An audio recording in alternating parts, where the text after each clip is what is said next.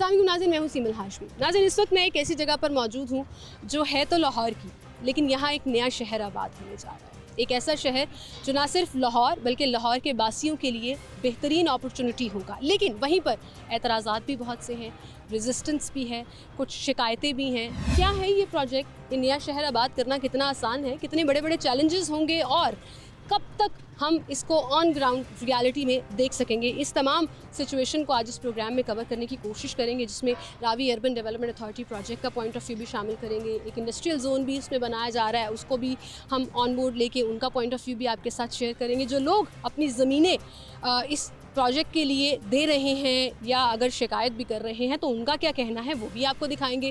फ़िलहाल इस प्रोजेक्ट की डेफिनेशन और अफादियत के ऊपर बात करते हैं, जो बड़े सालों से हमारे एक सीनियर रिपोर्टर इसको कवर करते आ रहे हैं। जब से ये प्रोजेक्ट इनिशिएट हुआ, अभी सिर्फ किताबों में था, लिखा जा रहा था, फिर ऑन ग्राउंड आ गया और अब काम भी शुरू हो रहा है। तो उनसे जानते हैं कि उनकी ये इतने सालों की कवरेज जो है वो क्या कहती है और उनकी असेसमेंट क्या है। दुर्र नयाब हमारे साथ हैं। अस्सलाम वालेकुम। क्या हाल है आपके? ये हम जहाँ खड़े हैं ना, ये नया शहर बनने वाला है। ये बहुत जल्दी बन जाना था अगर कुछ हुकूमतों के उतार चढ़ाव ना आते, और डेफिनेटली मुझे इस चीज़ में कहने पे कोई मज़ाइका नहीं है कि जब मियां नवाज शरीफ साहब वज़ीर आज़म नहीं थे तो उस वक्त ये मनसूबा कंसीव किया और वो यहाँ पे आए दरिया रावी के किनारे। उन्होंने इन इलाकों का विज़िट भी किया और यहाँ पे आके उन्होंने कहा जी कि ये तो बड़ा ज़बरदस्त है। और उस वक्त आप देखें तो हम बैक एंड पे ये रिपोर्टिंग करते भी रहे कि जी क्या यहाँ पे लंदन की तरह शहर आबाद हो जाएगा, क्या दरिया टेम्स की तरह ख्वाब लगता था कि बातें हो जाएंगी। फिर हुकूमत चलती रही, in the end of time इस पे काम होता गया। फिर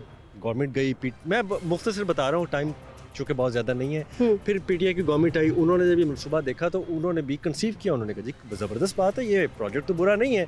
और इमरान खान साहब की गवर्नमेंट आई तो इमरान खान साहब बहुत बड़े हामी थे और बहुत बड़े इस प्रोजेक्ट को, अब मुझे याद है हर बुध और जुमेरात को वो इसकी ऑनलाइन मीटिंग लेते थे इस्लामाबाद से, लाहौर में बैठ के सब। और इस प्रोजेक्ट में with the passage of time बहुत एक्सटेंशन भी हुई, बहुत सारी चीज़ों की आई। पहले कहा जी कि बस हम सिर्फ रिवर रावी फ्रंट, जो कि आपको बताते चलूँ कि पाकिस्तान का सबसे बड़ा रिवर रावी फ्रंट यहाँ पे आबाद होने जा रहा है। 46 किलोमीटर की लेंथ है और ये कोई मामूली बात नहीं है, ये बहुत बड़ा एक ऐसा लेंथ है जिसको आपने करना है। उसमें आपने दरिया रावी की अंदर रौनकें बहाल करनी है, दरिया रावी का पानी का चैनल जो जिस तरह से डिस्टर्ब है, पानी नहीं है, वो बहाल करना है।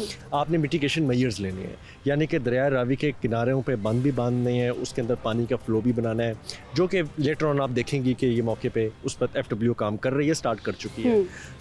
तो ये चीज़ें चल रही थी। उसके बाद यहाँ पे आपने जो इंडस्ट्रीज़ हैं, आप देखें ना यहाँ पे आना कितना मुश्किल है। आप दिन की रोशनी में यहाँ नहीं पहुँच सकते तो आप रात को या शाम को कैसे जाएंगे? इंफ्रास्ट्रक्चर इस कदर यहाँ के लोग क्या लाहौर के बासी नहीं हैं? सिर्फ हक जो है वो सिर्फ गुलबर्ग जैसे पोश इलाकों में, वो सिर्फ डिफेंस वाले जैसे पोश इलाकों में रहने वालों को है, यहाँ का नहीं है। इनकी ज़रूरत ज़िंदगी नहीं है कि इनकी भी चीज़ें अपग्रेड हों, इन लोगों को भी रिहायशी सहूलियात मिलें, इन लोगों को तालीमी इदारे मिलें, इन लोगों को इंडस्ट्रियल मिलें, रोज़गार मिले, लोगों को यहाँ पे तफरीह के मौके मिलें। और जब वो दरिया रावी के किनारे किसी जगह जाएँ तो बाकी दुनिया के ममालिक की तरह हम भी इस चीज़ को इंजॉय करें जो हम इतने पैसे खर्च करके पूरी दुनिया के रिवर रावी फ्रंट्स को जाके देखते हैं। तो आपकी असेसमेंट में ओवर द इयर्स जो आपने किया है कि ये एक प्रोजेक्ट ऐसा है जो लाहौर के बासियों के लिए और लाहौर के लिए मैं समझता हूँ कि चाहे इको फ्रेंडली पॉइंट से हो, चाहे वाटर रिजर्वायर्स और वाटर रिजर्व करने की पॉइंट ऑफ व्यू से हो, या इंडस्ट्रियल जोन के डेवलपमेंट के हवाले आपने देखे पहले लोगों के मौक़िफ़ लिए होंगे यहाँ पे। आपने पूछा होगा कि इंडस्ट्रीज वाले, पहले उनको क्लैरिटी नहीं थी, उनको जब क्लैरिटी हुई तो उन्होंने कहा ये ज़बरदस्त प्रोजेक्ट है। उसके बाद लोग आए, ज़मींदारों को उकसाया गया। हालांकि मैं आपको बताऊँ 1 लाख एकड़ से ज़ायद यहाँ पे अराज़ी लेनी है, लेकिन 1 लाख एकड़ से ज़ायद अराज़ी लेने का मतलब ये नहीं है कि सबको बेदखल कर देना है, बेघर कर देना है, सब ले रहे हैं ना, तो पॉसिबल भी नहीं है। मज़म्मत तो आ रही है, मज़ामत इसलिए आ रही है, लोगों को भी थोड़ा क्राइटेरिया नहीं पता। लोगों को ये नहीं पता कि पैसों की मद में उनको जो जब वो एकड़ देंगे तो वो किस तरह से उनको पैसे मिलेंगे। उनको ये नहीं पता कि उनकी ज़मीनों के एव्स जो हैं वो किस तरह से उनको अकोमोडेट किया जाएगा। उनको ये नहीं पता कि उनकी ज़िंदगी किस तरह से यहाँ पे अपग्रेड होगी। और अगर कोई नहीं भी जाना चाहता तो मेरा जहाँ तक खुद मेरी बात हुई है रूडा काम से, तो कोई ज़बरदस्ती तो कोई नहीं कर रहा, जो ज़बरदस्ती कोई नहीं कर रहा। और ये हम जो है वो यहाँ के लोकल से बात करने की कोशिश भी करेंगे और उनसे भी जानेंगे कि उनका क्या पॉइंट ऑफ व्यू है, चाहे वो इंडस्ट्रियल जोन वाले हैं या लैंड ओनर्स हैं या इवन लैंड प्रोवाइडर्स हैं। अरोड़ा का पॉइंट ऑफ व्यू क्या है वो भी आपके सामने रखेंगे। लेकिन जिस रेजिस्टेंस का हम जिक्र कर रहे थे वो आहिस्ता आहिस्ता क्लियर होती है। अधूरे आपने ऑरेंज ट्रेन क्लियर किया, आपने मेट्रो क्लियर किया। क्लियर मैं इसलिए कह रही हूँ कि उस प्रोजेक्ट के भी शुरू में आपको याद होगा कितनी रेजिस्टेंस हुई, कितनी मुज़ाहमत की गई। मैं बहुत सालों से इस चीज़ को ओवरसी कर रहा था, लेकिन अब मैं इस नतीजे पे पहुंचा हूँ कि दरिया रावी और रावी के किनारे जो आबादी हैं और दरिया रावी की जो पट्टियाँ हैं वहाँ पे बहुत सारी ऐसी इलीगल सोसाइटीज़ हैं जो लोगों को औने पौने कौड़ियों के दाम बिठा के वहाँ पे ना कोई इंफ्रास्ट्रक्चर है ना बिजली है।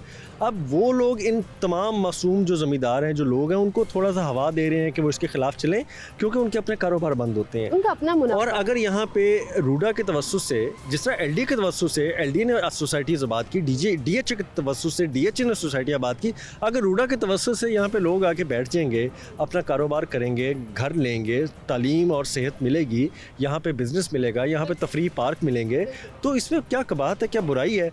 तो इनको भी हक होना चाहिए। और जो बड़े बड़े लोगों ने ये ख्वाब सजाए थे कि ज़मीनें हम ले लेंगे और कल को जब हम बेचेंगे तो सरकार को ब्लैकमेल करेंगे, मेरा ख्याल उनके तहफ़्फ़ुज़ात जो हैं वो इस नज़रिए से दुरुस्त हैं कि अब उनको कुछ मिलता नज़र नहीं आ रहा। बिल्कुल ठीक जी, बहुत शुक्रिया दुरे। आपने ऐसा लग रहा है कि पूरे का पूरा जो समअप करके ये 3-4 लाइनों में एक्सप्लेन कर दिया लाहौरियों को। एंड आई एम श्योर कि लाहौरी बड़े समझदार हैं और अपना पॉइंट ऑफ व्यू जो है वो पूरी रिसर्च और पूरी चीज़ों के मुताबिक जो है वो सामने रखते हैं। तो अभी हम चलेंगे कुछ लोगों से बात करते हैं जिनकी ज़मीनें इस प्रोजेक्ट के तहत उनसे या तो एक्वायर की जाएंगी या ली जाएंगी, उनकी क्या सजेशंस हैं, वो क्या चाहते हैं और उनके पॉइंट ऑफ व्यू क्या हैं, वो आपके सामने रखेंगे।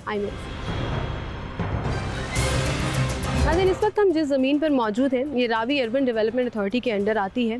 इस तरफ पूरा इंडस्ट्रियल जोन है और ये रावी की ज़मीनें हैं। जो जिन लोगों की ज़मीनें हैं वो इस वक्त मेरे साथ मौजूद हैं। अस्सलाम वालेकुम सर। वालेकुम दादा जी की हाल है ताड़ा? बस शुक्र अल्लाह। कितने अरसे तो है ज़मीन ताड़े को ले?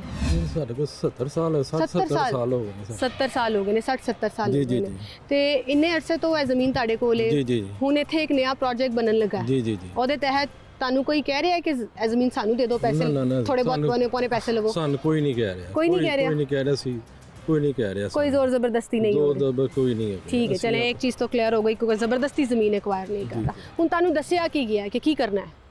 ਅਸੀਂ ਕਿਹਾ ਜੀ ਆਪਣੀ ਮਰਜ਼ੀ ਨਾਲ ਅਸੀਂ ਜਿੱਥੇ ਮਰਜ਼ੀ ਜ਼ਮੀਨ ਵੇਚ ਸਕਦੇ ਹਾਂ, ਸਾਨੂੰ ਕੋਈ ਪਾਬੰਦੀ ਨਹੀਂ। ਕਿਸੇ ਵੀ ਬਿਜ਼ਨਸਮੈਨ ਜਾਂ ਕਿਸੇ ਵੀ ਕਿਸੇ ਇੰਡਸਟਰੀ ਦੇ ਅੱਗੇ ਅਸੀਂ ਵੇਚ ਸਕਦੇ, ਲੇਕਿਨ ਵੇਚਣੀ ਹੈ। ਵੇਚਣੀ ਹੈ। ਠੀਕ ਹੈ ਜੀ, ਜਿਹੜਾ ਰੇਟ ਲੱਗ ਰਿਹਾ, ਜਿਹੜਾ ਰੇਟ ਲੱਗ ਰਿਹਾ ਸਾਨੂੰ ਉਸ ਤੋਂ ਬਾਅਦ ਉਸ ਤੋਂ ਬਾਅਦ ਕਿ ਨਾਲ ਹੀ ਦਾ ਸਾਨੂੰ ਕਿਸੇ ਦਾ ਜਿਹੜਾ ਨਾ ਕੋਈ ਨਹੀਂ ਹੈਗਾ ਕਿ ਅਸੀਂ ਵੇਚਦੇ।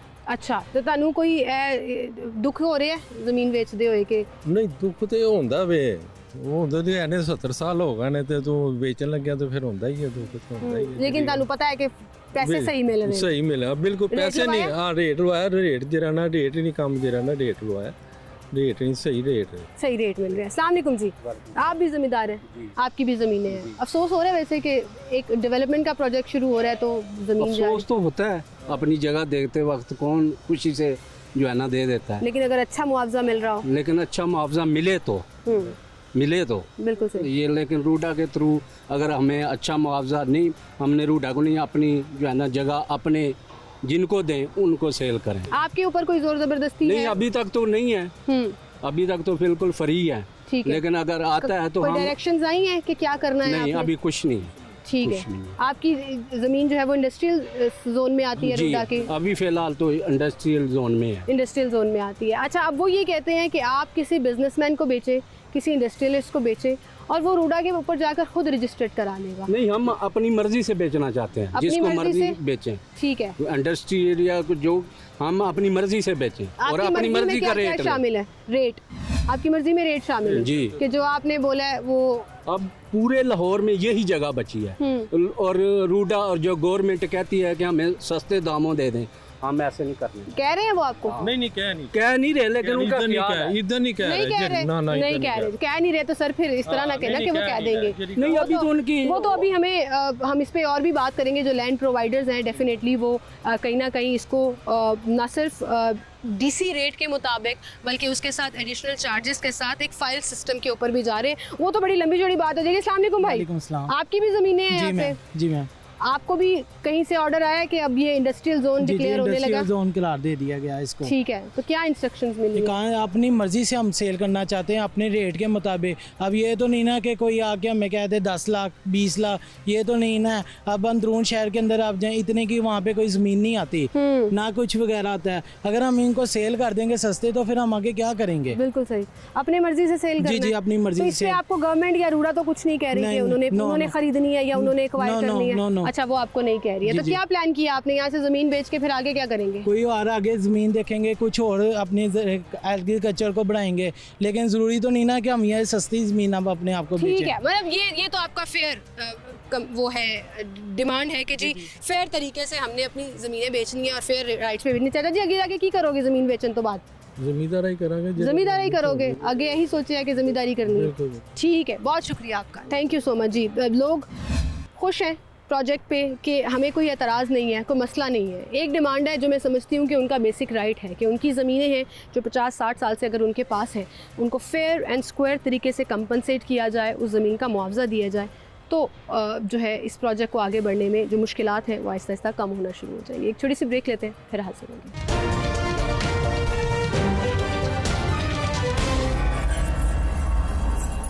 वेलकम बैक नाज़रीन, एक बार फिर से आपको खुशामदीद कहेंगे। राबी अर्बन डेवलपमेंट अथॉरिटी जो हज़ारों एकड़ पर एक नया शहर आबाद करने जा रहे हैं, जिसमें एक बहुत बड़ी तादाद और ज़मीनों की इंडस्ट्रियल साइट की भी आती है। अब इंडस्ट्रियलिस्ट जो हैं वो इसको किस तरह से देख रहे हैं, कुछ रजिस्ट्रेशन का प्रोसेस भी चल रहा है, लैंड एक्वायर भी की जा रही है, कोलैबोरेशन चल रही है उनकी रोडा के साथ, क्या वो ऑन बोर्ड है या नहीं, ये उन्हीं से जानेंगे। रावी इंडस्ट्रियल साइट के हमारे साथ वाइस चेयरमैन साहब हमारे साथ मौजूद हैं, मोहम्मद कामरान साहब और ज़ियाउल हक भट्ट साहब जो इंडस्ट्रियलिस्ट हैं, यहाँ पर उनकी बहुत बड़ी इंडस्ट्री भी है, उनसे हम बात करेंगे। अस्सलाम वालेकुम कामरान साहब। जी वालेकुम अस्सलाम। सर क्या हाल है आपके? जी ठीक ठाक। भट्ट साहब अस्सलाम वालेकुम। वालेकुम क्या हाल है आपके? अल्लाह का फजल। ये जो हम जिस ज़मीन पर इस वक्त खड़े हैं कामरान साहब, ये सारी की सारी जो है वो रूडा के अंडर आती है और हमने यहाँ आते हुए आपकी इंडस्ट्री के साइट पर बहुत से बोर्ड्स भी देखे हैं कि आपकी कोलैबोरेशन से इंडस्ट्रियलिस्ट को कहा जा रहा है कि ऑन बोर्ड आ जाए। थोड़ा सा बताइएगा कि क्या क्या पैकेज है जो रूडा जी बिस्मिल्लाहिर्रहमानिर्रहीम। पहले तो आपका शुक्रिया सिटी 42 का कि आप हमारे इस एरिया में आए इंडस्ट्री जोन में। मैं आपको थोड़ी सी तफसील बताता हूँ कि ये तकरीबन 6400 एकड़ रकबा है जिसे रूडा ने एज ए इंडस्ट्रियल जोन और एज ए इंडस्ट्रियल स्टेट मुतारफ़ कराया है अपने प्रोजेक्ट्स में। और जितने भी मामलात हैं एज़ इट इज़ फैक्ट्री लगी हुई हैं, इनको रूडा ने इंडस्ट्रियल जोन का नाम दिया है और इसका एज़ इट इज़ उन्होंने इसको इंफ्रास्ट्रक्चर देने का हमसे वादा किया है और साथ ही हमारे साथ उन्होंने एक टीम बनाई है जो इस पूरे इलाके को डेवलप करेगी और साथ इसके साथ इनका इंफ्रास्ट्रक्चर और दूसरे मामला जो हैं जो कि इंडस्ट्रियल स्टेट और इंडस्ट्रियल जोन में होते हैं वो हमें प्रोवाइड करेंगे। मतलब पूरा एक जोन बना रहे हैं और डेवलपमेंट और इंफ्रास्ट्रक्चर का काम रूडा का होगा और आपकी industry as it is on board आ जाएगी। तो ये तो बड़ी ज़बरदस्त चीज़ होगी। बट साहब आपके ख्याल में पूरी की पूरी इंडस्ट्री को ऑन बोर्ड लेके इंफ्रास्ट्रक्चर की जिम्मेदारी अगर रूडा ले रही है, डेवलपमेंट की जिम्मेदारी अगर रूडा ले रही है, तो आपकी तो इंडस्ट्री को बूस्ट मिलेगा। हाँ जी, इंशाल्लाह बूस्ट मिलेगा। तो ये हमारे लिए बहुत इससे फायदा क्या होगा आपकी इससे ये पूरे फायदा होगा इंडस्ट्रियल जोन को जो लोग रजिस्टर्ड हो रहे हैं? इंडस्ट्रियल जोन को हमारे को ये फायदा होगा कि जो आए दिन हमें कहते थे कि ये हमने आपको डिसलोकेट करना है, आपकी जगह को एक्वायर करना है, वो हमारा खतरा ख़त्म हो गया कि अब हमें ना कोई डिसलोकेट करेगा, ना कोई हमारी ज़मीन औने पौने दामों में फैक्ट्री को एक्वायर करेगा। बिल्कुल ठीक। अच्छा, ये जो भट्ट साहब बात कर रहे हैं कि प्राइवेट हाउसिंग सोसाइटीज़ और रूडा भी यही ऑप्ट कर रही है ऑप्शन भी कि हम जो बैठे बिठाए इंडस्ट्रियलिस्ट हैं उनको बोर्ड लेके उनका एतमाद बहाल करें, जैसे आपने ख़ुद भी कहा। अब सर यहीं पर अगर मैं ये बात करूं कि जैसे इन्होंने कहा कि फेयर कंपनसेशन, जो ज़मींदारों को वहाँ से कुछ एतराज़ात भी आ रहे हैं, कुछ इस तरह की बातें भी हो रही हैं कि पूरी तरह से पैसे नहीं दिए जा रहे, आपके भी यहाँ पर रूडा का क्या सिस्टम है? क्या वो डील कर रहे हैं या आप लोग खुद डील कर रहे हैं? रूडा का इंडस्ट्रियल जोन से इस तरह का कोई उनका कॉन्सेप्ट नहीं है। ठीक है, क्योंकि जो as it is existing factory काम कर रही हैं उन्होंने इनको ऑन बोर्ड लेना है, ठीक है, और इनके साथ उनकी एक जो है ना प्रॉपर उन्होंने मनसूबाबंदी करके इसको रिकॉग्नाइज़ करके इनको रजिस्टर्ड करके इनको बाय लॉज ला के इन फैक्ट्रियों को जिस तरह चल रही हैं एज इट इज़ उन्हें चलने देना। बिल्कुल सही। इसमें उनकी कोई भी ऐसी प्रॉब्लम नहीं है कि वो कल को इसको ज़मीन को एक्वायर करेंगे या वो ज़मीन हमसे खरीदेंगे। ये चीज़ क्लियर हो गई है। और आपकी इंडस्ट्री में जो बाकी इंडस्ट्रियलिस्ट हैं जो ऑन बोर्ड हैं, आपके पैनल पर भी हैं, उनको ये बात समझ आ रही है, वो रजिस्टर करा रही है? कुछ लोगों को हम खुद गाइडलाइन दे रहे हैं, हमें बाकायदा वर्कशॉप्स वगैरह कर रहे हैं अपने एसोसिएशन बेस पे।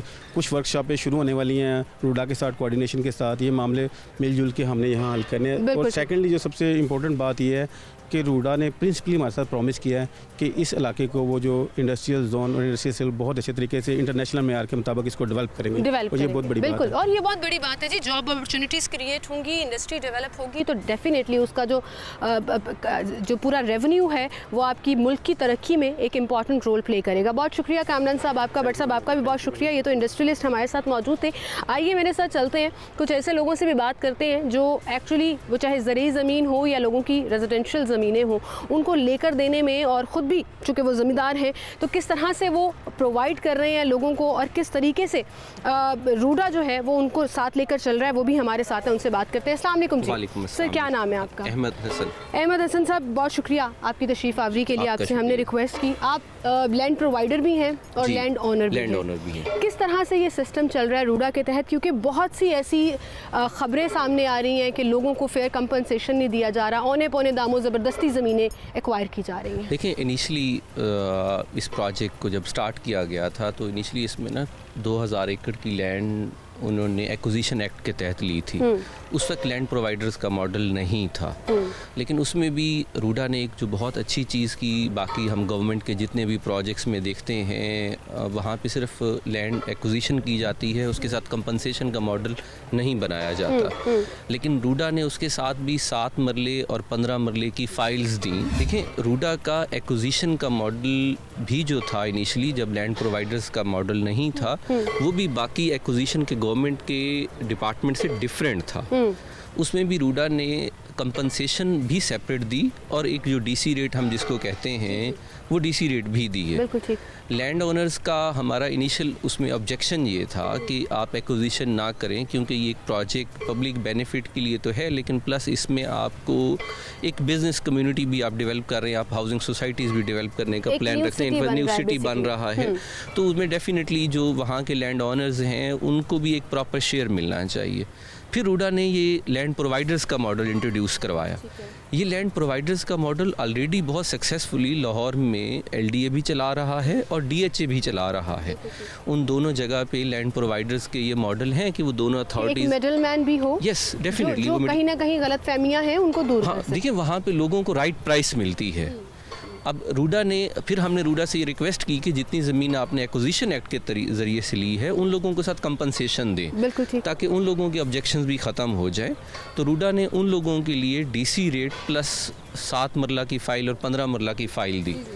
अभी लोगों के एतराज़ात ये थे कि हम वो फ़ाइल की मार्केट प्लेस अभी नहीं बनी, तो हमने रूडा से ये रिक्वेस्ट की कि आप प्लीज़ इनको बाय बैक गारंटी पे लेके आएँ। ठीक है।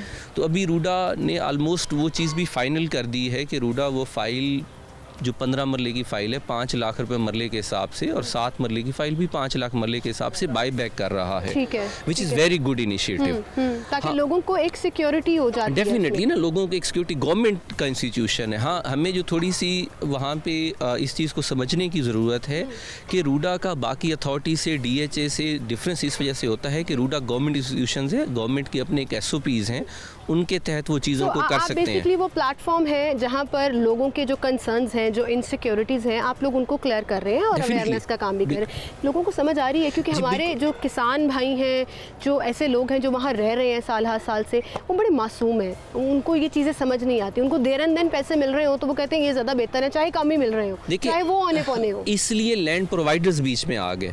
लैंड प्रोवाइडर्स किसी भी दूसरी अथॉरिटी को भी जब लैंड प्रोवाइड करते हैं वो उनको पैसे ही देते हैं, वो इदारे के साथ फाइल्स लेते हैं, वो उन फाइल्स को होल्ड भी करते हैं, लॉन्ग टर्म इन्वेस्टमेंट्स उनकी होती हैं। ठीक है, लेकिन जहाँ पे, क्योंकि देखें जो एग्रीकल्चर कर रहा है, जो किसान हमारे भाई हैं, उन्होंने अल्टीमेटली फिर एग्रीकल्चर में जाना होता है। उन्होंने अगर यहाँ से जगह करना ही करना है, उन्होंने कहीं और करना है। ठीक है, उनको यहाँ पे ये इशू नहीं है। हमारी जिन दोस्तों से, जिन ज़मींदार दोस्तों से बात होती है, किसानों से बात होती है, उनको ज़मीन देने में वो इस प्रोजेक्ट की अफादियत को समझते हैं। ठीक है, इसका एक पार्ट तो आपने ये बता दिया ना कि एक न्यू सिटी है। जो दूसरा पार्ट जो सबसे इम्पॉर्टेंट है वो देखें, हम एक लाहौर में रह रहे हैं। लाहौर का इन्वायरमेंट पिछले 5, 7, 10 सालों से रहने के काबिल नहीं है। अगले ये 3 महीने आप देखेंगे स्मोक के जो इश्यूज आएंगे, फिर लाहौर का जो वाटर लेवल है वो किस अक्टूबर शुरू हो रहा है सर, आप देखिएगा स्मॉग शुरू हो जाएगा। इको फ्रेंडली प्रोजेक्ट है ये। इंडस्ट्रियल जोन जब ऑन बोर्ड आ जाता है तो दैट मीन्स के बेरोजगारी खत्म होगी, रोजगार के मौके पैदा होंगे, इन्वेस्टमेंट आएगी। तो देखिए वो सारी इन्वेस्टमेंट भी फॉरेन इन्वेस्टमेंट है प्लस लोकल इन्वेस्टमेंट है।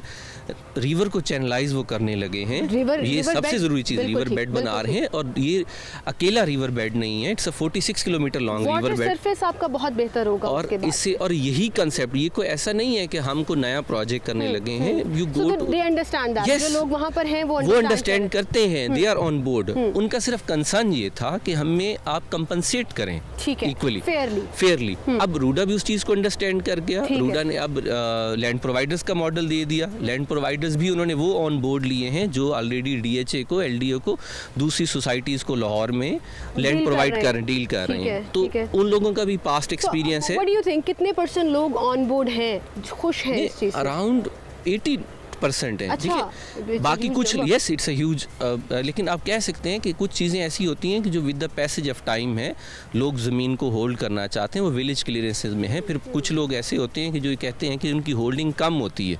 अभी उन्हें ये पता होता है कि ये कोई राइट मूवमेंट नहीं है, राइट प्राइस अभी बन नहीं रही। जब प्रोजेक्ट आपकी ज़मीन एक्वायर कर ली है आपने? नहीं, देखिए हमने अपनी ज़मीन रूडा को प्रोवाइड कर दी है। हाँ जी, हमने ज़मीन रूडा को इंडस्ट्रियल एरिया में भी ज़मीन प्रोवाइड की है, ठीक है, और रूडा को हम रेजिडेंशियल एरिया में भी ज़मीन प्रोवाइड कर रहे हैं, ठीक है, ताकि रूडा आगे एक स्टेप चल सके, फर्दर आगे चल सके और अपनी डेवलपमेंट दिखा के। देखें, एक नया इंस्टीट्यूशन, एक इदारा गवर्नमेंट बनाती है, उसको टाइम लगता है थिंग्स को ऑन ग्राउंड मोबिलाइज होने में। बिल्कुल सही सर, टाइम लगता है। और किसी भी इंस्टीट्यूशन जब कोई बन रहा होता है तो बहुत सी ऐसी चीज़ें होती हैं जिसको आप निगोशिएट करते हैं, एक टेबल पर बैठकर बात करते हैं। और जैसे आपने कहा कि लैंड प्रोवाइडर्स को ऑन बोर्ड लेना एक बड़ा ज़बरदस्त इनिशिएटिव था, जिससे ना सिर्फ वहाँ के लोगों को अवेयरनेस आ रही है बल्कि वो इस चीज़ को बड़ा अच्छे तरीके से टेकअप भी कर रहे हैं। हमें जो सबसे अच्छी बात बाकी इंस्टीट्यूशन से डिफरेंट लगी रूडा के मामले में कि Ruda is always ready to sit on a table and negotiate.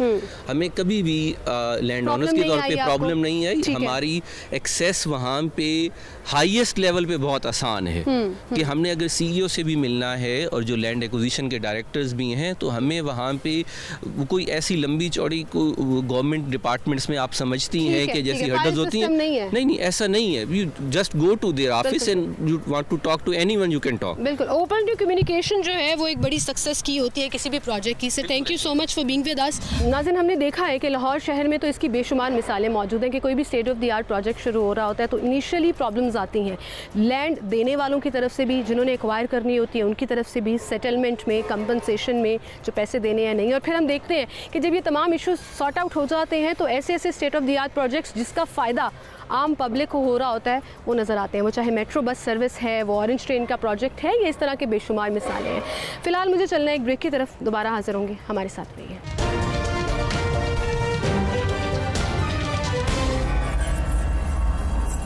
नाज़रीन, इस वक्त हम रावी अर्बन डेवलपमेंट अथॉरिटी के ऑफिस में मौजूद हैं। ये प्रोजेक्ट किस तरह से लाहौर के लिए, लाहौर वालों के लिए बेनिफिशियल होगा, इसके फ्यूचर में क्या समरात हैं जो लाहौरी उससे फ़ायदा उठा सकेंगे, और इसके साथ साथ कब तक ये प्रोजेक्ट कंप्लीट हो जाएगा, इस तमाम सिचुएशन को हम आज क्लियर करेंगे और ऑफिशियल प्लेटफॉर्म से आप तक ये तमाम इन्फॉर्मेशन पहुँचाएँगे। हमारे साथ रावी अर्बन डेवलपमेंट अथॉरिटी के एग्जीक्यूटिव डायरेक्टर साहब मौजूद हैं, काशिफ साहब, उन्हें हम खुशामदीद कहेंगे। अस्सलाम वालेकुम sir. Sir thank you so much for coming on board. बहुत ज़रूरी है कुछ चीज़ों को क्लियर करना। सबसे पहले तो रावी अर्बन डेवलपमेंट अथॉरिटी, इसके तहत ये जो पूरा प्रोजेक्ट शुरू किया है, इसके बारे में थोड़ा सा बताइएगा, जो लोगों के मिसकॉन्सेप्शंस हैं वो क्लियर हो जाए। देखिए, लाहौर को नीड थी जो पॉपुलेशन का जो शिफ्ट है उसके हवाले से, कंजेशन के हवाले से, ट्रांसपोर्ट की जितने जो चैलेंजेस हैं, वाटर की डिप्लीशन है, एनवायरनमेंट की जो चैलेंजेस हैं, और ओवरऑल जो इकोसिस्टम है वो कम्प्लीटली डिटोरिएट कर गया है। ग्रीन कवर आप समझिए कि 1% पर है इस टाइम पे। तो ये तमाम प्रॉब्लम्स को एड्रेस करने के लिए हमारे पास दो ऑप्शन हैं, या तो लाहौर के अंदर ही हम फर्दर डेवलपमेंट्स करें, या फिर लाहौर के एडजेसेंट पे कहीं हम एक मुनासिब जगह के ऊपर जो है जगह को हम प्रॉपर्ली डेवलप करें जो कि प्रॉपर अर्बन डेवलपमेंट के कवानीन के तहत हो। बिल्कुल सही। आपके पास मिसाल है अर्ली 60s में 70s में इस्लामाबाद बना जो कि पिंडी के आसपास, और आज वो फिनोमेना हम देख रहे हैं, एग्जैक्टली सेम फिनोमेना है। लाहौर जो अब ये जो रावी अर्बन डेवलपमेंट अथॉरिटी है, ये इस्लामाबाद से तकरीबन 20% बड़ा शहर है। इसका ओरिजिनेशन जो है अर्बन डेवलपमेंट नहीं था, इसका ओरिजिनेशन जो था वो जो पानी की हमारी कमी है, एनवायरनमेंट के चैलेंजेस, उसको एड्रेस करना था। और स्पेशली जब हर साल पानी का लेवल नीचे जा रहा है। एग्जैक्टली। सो पानी का लेवल अगर आप समझिए कि 300 से 400 से 600 फीट जो है नीचे जा रहा है, तो उसको एड्रेस करने के लिए रावी अर्बन डेवलपमेंट अथॉरिटी बनी। और प्राइमरीली हमारा ये ख्याल था कि हम रावी को रिजुविनेट करेंगे, इसको ज़िंदा करेंगे और उसके सम्राट से हमें तमाम फ़ायदे होंगे। और जिस तरह बाकी दुनिया के बड़े शहरों में, मेट्रो टाउन्स में जब शहर बनते हैं तो वो रिवर के स्ट्राइक्स पर होते हैं। लंदन आपके सामने है, कनारी वॉर्फ है, मलेशिया है, सिंगापुर है, इजिप्ट है, तो वहाँ पे लाइक एग्जांपल्स हमारे पास मौजूद है। ये एग्जैक्टली सेम फिनोमेना है और हम ये तमाम जो प्रॉब्लम्स जो मैंने आपको बताया उसको एड्रेस करने के लिए Ravi urban development authority create की गई और प्रॉपर प्लानिंग के तहत जो ऑलरेडी वहाँ पे इलीगल सोसाइटीज़ आ रही थी 31-32%, उनको भी हम अपनी जुरिस्डिक्शन में एड्रेस कर रहे हैं, उनको हम अकोमोडेट कर रहे हैं और जो नई डेवलपमेंट है उसको भी हम लेकर आ रहे हैं। और उसके अलावा जो ग्रीन कवर जो 1-2% पे रह गया उसको 13-14% पे लेके जा रहे हैं। तो तमाम प्रॉब्लम्स को हम एक वन स्टॉप शॉप में बिल्कुल सही। और आई थिंक ये बड़ा ज़रूरी भी है, ख़ास तौर पर जब हम लाहौर की प्लानिंग देखते हैं तो लाहौर के रिसोर्सेज इवन लाहौर वालों के लिए कम होते जा रहे हैं, वो चाहे हेल्थ रिसोर्स हैं, इंफ्रास्ट्रक्चर है, वाटर है, बाकी सारी चीज़ें। अब इसमें आपने अकोमोडेशन का जिक्र किया कि उस पूरे एरिया को कैटर करने के लिए जितने लोग, जितने सेक्टर्स अंदर आ रहे हैं उनको अकोमोडेट किया जा रहा है, उस पर बहुत क्वेश्चंस उठ रहे हैं। ख़ास तौर पर अगर हम स्टार्ट कर लें कि ज़रूरी ज़मीनों के हवाले से या प्राइवेट सोसाइटीज़ के हवाले से, ये जो पूरा एक सिनेरियो क्रिएट हो गया है कि उनको रिक्वायर्ड उनकी जो डिमांड है उसको फुलफ़िल नहीं किया जा रहा, इसको थोड़ा सा क्लियर कीजिएगा। देखिए, जब ऑलरेडी मैंने बताया कि 31-30% ऑलरेडी इलीगल सोसाइटीज़ वहाँ पे बन रही हैं 2014 से लेके last 7 years। Because they saw the opportunity and they saw the opportunity, they're already doing it। बिल्कुल। तो why not it developed in a regular fashion, जो प्रॉपर ऑर्गेनाइज जो गवर्नमेंट का जो काम है हम एग्जैक्टली वही कर रहे हैं। जब हम बात करते हैं कि जी लोगों को वहाँ पे फेयर प्राइस के ऊपर वहाँ पे कॉम्पनसेशन नहीं मिल रही, तो आई थिंक ये बहुत ही मिसकंसेप्शन है। और जो एलिजिबली जो उसमें इन्वॉल्व हैं, जिनके वेस्टेड इंटरेस्ट हैं, वो उसको इस तरह से पोर्ट्रे करते हैं, इस तरह से है नहीं। अगर मैं आपको एक्सप्लेन करूं कि हम अगर जो दरियाई जो ज़मीन है जिसको रिवर बेड हम कहते हैं, वहाँ पे जब हम किसी से ले रहे हैं, वहाँ पे यूजुअली जो डीसी प्राइस है वो रेंज करता है बिटवीन 2 लाख से 7 लाख के दरमियान। हम डीसी प्राइस भी दे रहे हैं, उसके बाद जो क्रॉप्स अगर वहाँ पे लगी हैं उसकी प्राइस भी दे रहे हैं और साथ में 7 मरले की फाइल भी दे रहे हैं, जो कि at the rate of 5 lakh रुपए पर मरला है, विच मीन्स के 35 लाख रुपीज़। सो आर्ग्यूबली तकरीबन 50 लाख का हम ऑलरेडी कॉम्पनसेशन दे रहे हैं। और वहाँ पे अगर आप वैसे बेचने जाइए वहाँ पर रिवर बेड में, तो आपको तो हार्डली 10 लाख भी नहीं मिलेगा। तो फेयर कॉम्पनसेशन उनको समझ आ रही है कि ये उनको फेयर प्राइस से ज़्यादा अकोमोडेट किया जा रहा है, ज़्यादा उनको दिया जा रहा है। देखिए, लोग 70 to 75% लोग ऑलरेडी ऑन बोर्ड हैं, बट जो लोग ये बेचारे मासूम लोग हैं उनको मिसगाइड करते हैं, eventually they fall prey to them. क्योंकि अगर वो हमें फॉर एग्जांपल अगर हम उसको 50 लाख की एक चीज़ दे रहे हैं, कल को वही चीज़ वो किसी को 10 लाख या 5 लाख में दे बैठते हैं, वो तो उनके लिए नुकसानदेह है ना। ये वो लोग समझ नहीं पा रहे जो हम समझाने की कोशिश करें, और उस पर 75% लोग on board. And you working on it कि लोगों को समझाया जाए, हाँ। क्योंकि ये बड़ा ज़रूरी है सर। जब आप फॉल्स हैंड्स पे चले जाते हैं या प्रोपेगेंडा के अंडर आ जाते हैं, और ख़ास तौर पर वो लोग जिनको कुछ समझ नहीं है, उनको देयर एंड देन 20 लाख मिल रहा होगा, तो उनको इन फ्यूचर अगर 50 लाख मिल रहा होगा तो उनको समझ नहीं आएगी कि मैनेज कैसे करना है। ऐसे में अवेयरनेस बहुत ज़्यादा मैटर करती है। ये तो आप क्लियर कर रहे हैं और हम भी अपनी कोशिश कर रहे हैं कि ये जो एक सिटी बनने जा रहा है, एक डेवलप सिटी लाहौर के बिल्कुल एडजेसेंट, उससे ना सिर्फ वहाँ पर जो डेवलपमेंट होगी उसका फ़ायदा होगा, बल्कि लाहौर में भी बहुत डिफरेंस जो है वो नज़र आएगा। अब कितना लंबा प्रोजेक्ट है ये, क्या प्लानिंग है, कब तक ये ऑन ग्राउंड नज़र आना शुरू हो जाएगा? ठीक है, तो इसमें 3 फेजेज़ हैं। प्रोजेक्ट का ओवरऑल होराइजन तो ओवर 10 ईयर्स है, ठीक है। बट फेज़ 1 जिसकी हम बात करते हैं वो तकरीबन पहले 4 से 5 साल के अंदर उसके खदोखाल आपको नज़र आ जाएंगे ऑलरेडी। उसमें हमने 2 प्रोजेक्ट ऑलरेडी लॉन्च कर दिए हैं, जो कि एक इंडिजिनियस प्रोजेक्ट हमारा है रिंग रोड के ऊपर जिसका नाम चाहा बाग है, और उसकी ऑलरेडी फर्स्ट बैलेटिंग हमने अप्रैल में, और उसकी सेकंड बैलेटिंग जो प्लॉट्स की बैलेटिंग है वो हम ऑलरेडी कर चुके हैं। सेकेंडली सैफायर बे हमारे एक और प्रोजेक्ट है जिसकी हमने ऑलरेडी जो उसकी बेसिक कॉन्ट्रैक्टिंग है वो सारी कंप्लीट हो चुकी है, और हम होप कर रहे हैं कि last quarter of this year इंशाल्लाह वो भी शुरू हो जाएगा। बट जिस तरह मैंने वो कहा कि जो ओरिजिनल जो इसका प्रोजेक्ट का जो इंसेप्शन पॉइंट है वो रावी की रिजुविनेशन है। हम आपको कुछ चीज़ें और इसके बारे में बताएंगे फर्दर भी एज वेल, कि हमने पहले 3 किलोमीटर के ऊपर हमने रावी रिवर का काम ऑलरेडी, इसकी जो ट्रिमिंग है या उसकी जो ट्रेनिंग है और उसकी स्ट्रेटनिंग है वो ऑलरेडी शुरू कर दिया हुआ है। प्लस हमने जो एक और जो हमारा फिनोमेना जो मैंने आपको बताया ग्रीन कवर का, हमने जो है हमारा एक फॉरेस्ट है रखजोक, वो तकरीबन 3000 एकड़ है, उसके ऊपर भी हमने ऑलरेडी काम शुरू किया हुआ है ताकि उसको भी रिजुविनेट कर सकें। क्योंकि जब हम लोग वहाँ पे गए तो हमें हैरत ये हुई कि वहाँ पे ऑलरेडी लोग उसको ऑक्यूपाई कर रहे थे, तो उसको भी हमने रिजुविनेट करना शुरू किया, और वो इलीगल जो ऑक्यूपेशन थी वो हमने वहाँ से वेकेट करवाई। बिल्कुल सही। तो रेजिस्टेंस तो आपको हर एंड से आ ही रही है। वहाँ जो इंडस्ट्री साइड है, जो इंडस्ट्री सेक्टर है, they are very happy, they are quite happy about it कि उनको as it is on board लिया जा रहा है। तो डज दिस मीन कि ये इन फ्यूचर जॉब क्रिएशन का बायस भी बनेगा, एक और जोन जो है वहाँ पे क्रिएट हो जाएगा? सो इंडस्ट्रियल जोन लोग हमारे पास ऑलरेडी वेरी ऑन बोर्ड हैं। हमने ऑलरेडी एक मैनेजमेंट कमेटी बनाई है जिसका वो पार्ट एंड पार्शल है, वो एक्चुअली डिसीजन मेकिंग में वो लोग हैं, और चूँकि इनका अवेयरनेस लेवल वर्सेस एक किसान रिलेटिव टर्म्स पे बेहतर होता है, जब उनको हम एजुकेट करते हैं, गाइड करते हैं और उनको उनके मुज़म्मरात और फ़वाइद के बारे में बताते हैं, obviously they are on board with us, और they definitely taking part in all the जो हमारे जो आस्पेक्ट उसमें कर रहे हैं। जब हम नई डेवलपमेंट की बात करते हैं तो हमारे पास 5000 एकड़ ओवर एंड अबव ये जो एग्जिस्टेंट जो इंडस्ट्रीज है वो हमारे पास अवेलेबल है। इसके अलावा हमें रिसेंटली जो इंटरवेंशन हुई हैं उसमें SCO एक ऑर्गेनाइजेशन है वो हमारे पास आई है, चाइनीज़ हमारे पास आए, तो वी हैव मल्टीपल इंटरनेशनल जो लेवल पे हमारे पास है।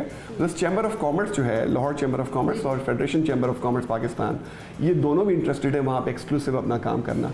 तो आपका जो सवाल था कि जी अपॉर्चुनिटीज़ जॉब के हवाले से और ओवरऑल डेवलपमेंट के हवाले से, पहली बात है लाहौर को बहुत बड़ा इंडस्ट्रियल एक ओवरऑल सेटअप मिल जाएगा। फिर वहाँ पे जब इतनी ज़्यादा इंडस्ट्रीज आएंगी तो ऑब्वियसली उसकी भी जॉब अपॉर्चुनिटीज़ भी होंगी। बिल्कुल ठीक। सर इन दी एंड लाहौरियों को आप कुछ कहना चाहें, एक छोटा सा मैसेज अगर देना चाहें तो वो क्या होगा? आई थिंक हमें समझने की ज़रूरत ये है कि लाहौर जिस दोराहे पे खड़ा है, अगर अगले 5 साल के बाद हमारे नलकों में पानी ना आए तो we'll be in a very precarious position. Karachi की सिचुएशन जहां उनको घर के इस्तेमाल के लिए भी पानी खरीदना पड़ता है। एब्सोल्युटली। सो ये फिनोमेना कराची में हमने देखा है, वहाँ पे आपको 3 से 8 से 10 हज़ार तक के कंटेनर खरीदना पड़ता है। यहाँ पे तो करीब तरीन हमारे पास कोई वो जगह भी नहीं है। तो अगर पानी डिप्लीट होकर स्टेज पे आ गया जब पानी हमारे पास अवेलेबल नहीं है तो आप सोचिए कि हम किस सूरत हाल में होंगे। तो आई थिंक ये समझना बहुत इंपॉर्टेंट है, और रावी को प्योरली उस लेंस से देखा जाए, अर्बन डेवलपमेंट का कॉन्सिक्वेंस है, उसके भी मुज़म्मरात के फ़वायद लोगों को ही होंगे। जॉब अपॉर्चुनिटीज़ होंगी, तकरीबन 12 मिलियन के करीब लोग यहाँ पे आके रहेंगे, तो जो हमारा अर्बन शिफ्ट है जो मुख्तलिफ शहरों से हो रहा है उसको बेटर फॉर करेंगे। कंजेशन है, स्मोक का फिनोमेना आप देखते हैं, नवंबर दिसंबर आने वाला है, स्मोक का फिनोमेना होता है, जब पानी होगा इवेपोरेशन होगी तो ज़ाहिर है वो वाला प्रॉब्लम। इको फ्रेंडली प्रोजेक्ट और एक ऐसा प्रोजेक्ट जो मेक श्योर करेगा कि ना सिर्फ इंटरनेशनल बल्कि नेशनली भी लोग इन्वेस्ट करेंगे, वहाँ पर इन्वेस्टमेंट्स इंक्रीज होंगी, एक इकोनॉमिक जोन भी होगा, जॉब अपॉर्चुनिटीज़ होंगी। आई थिंक किसी भी प्रोपेगेंडा या किसी भी ऐसी खबर पर ध्यान देने के बजाय खुद रिसर्च करके खुद चीज़ों को पढ़ना ज़्यादा बेहतर होता है। Sir good luck for this project and I really hope कि जो आप बता रहे हैं उससे बेहतर नताइज जो है वो हम इन फ्यूचर इसके देख सकें। Thank you so much. Thank you जी। और इसी के साथ आपसे इजाज़त चाहेंगे। अपना ख्याल रखिएगा। अल्लाह हाफ़िज़।